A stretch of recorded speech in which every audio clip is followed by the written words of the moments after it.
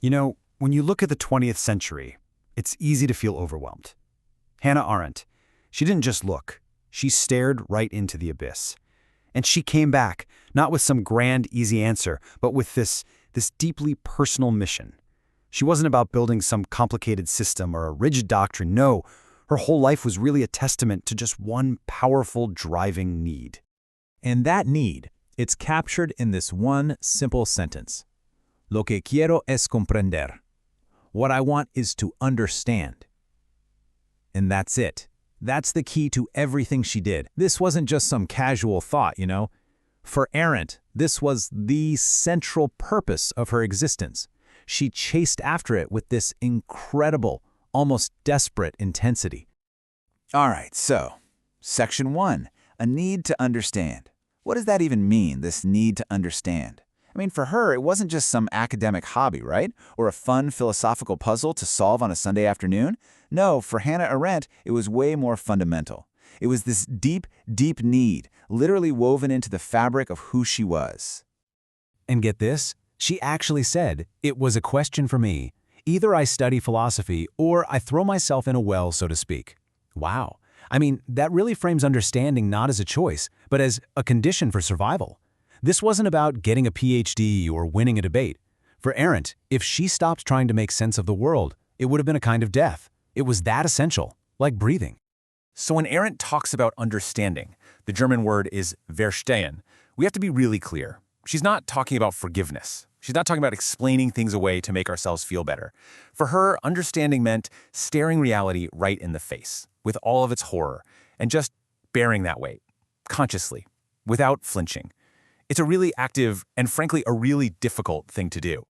And this whole process led her to a few key ideas. First, she saw understanding as a lifelong journey.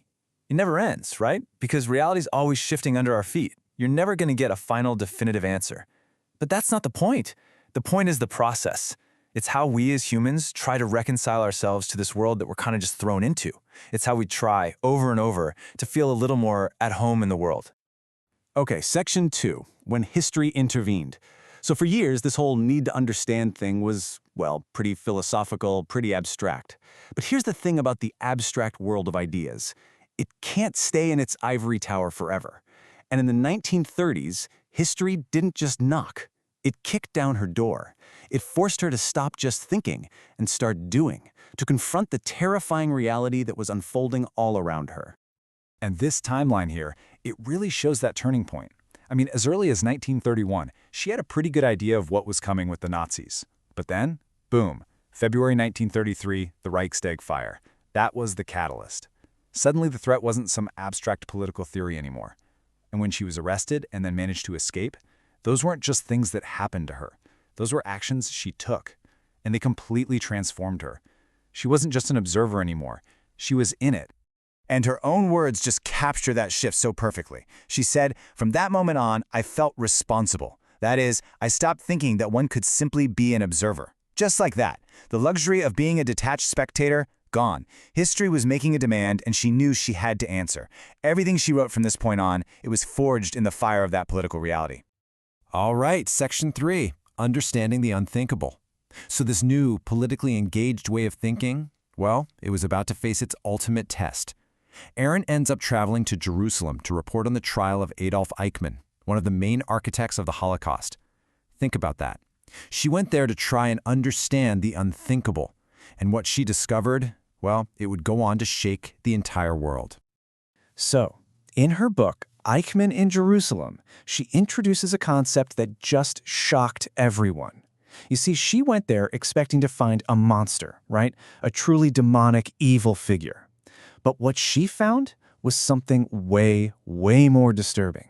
And her attempt to understand that led to her most famous and probably most misunderstood idea ever. Okay, so let's break this down. We usually think of evil on that scale as radical evil. Something deep, demonic, Lucifer-level stuff.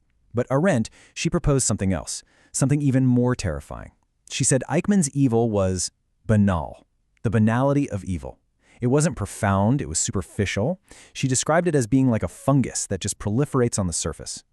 This was the evil of a thoughtless bureaucrat, just an ordinary guy who simply stopped thinking. Now let's be super clear. Arendt was not trying to excuse Eichmann. Far from it. She was trying to warn us. The real horror wasn't that he was some kind of monster. The horror was that he wasn't.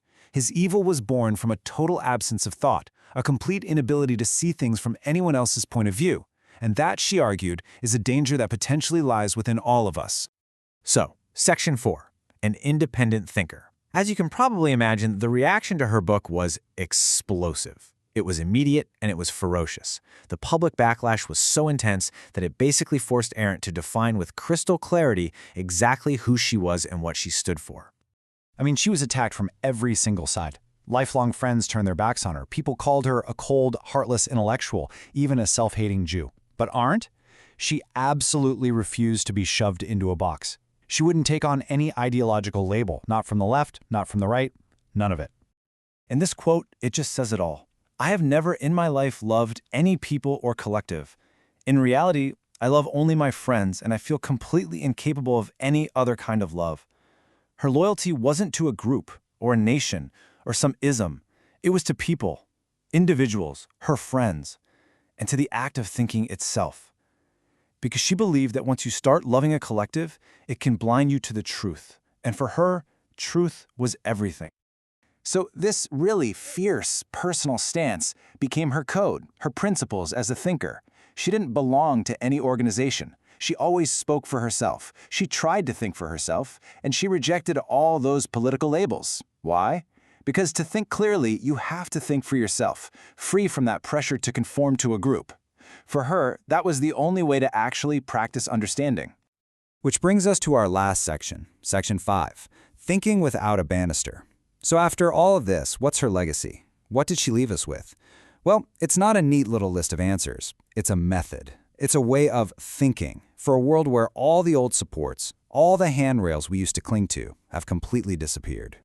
And she had this perfect German phrase for it. Denken ohne Geländer. It literally means thinking without a banister. This one metaphor really defines her entire life's work, and it describes the challenge she believed every single one of us faces today. Think about it.